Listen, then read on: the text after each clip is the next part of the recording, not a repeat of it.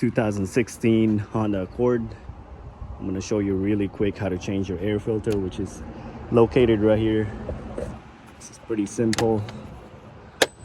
Just remove those two tabs, push them down, and then you'll have another tab back here.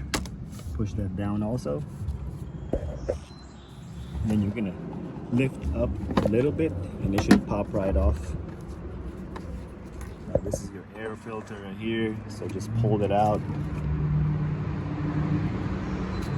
I'm not replacing this one. I just wanted to show you guys what it looked or how to do it.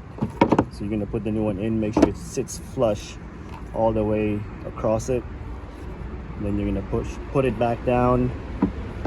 When you put it down, make sure these two tabs slide in to these plastic thingies right here, like that.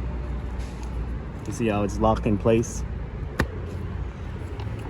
Then you're gonna push your clips back up, just like that. That's it. Very simple. If you got any questions, comment below, guys.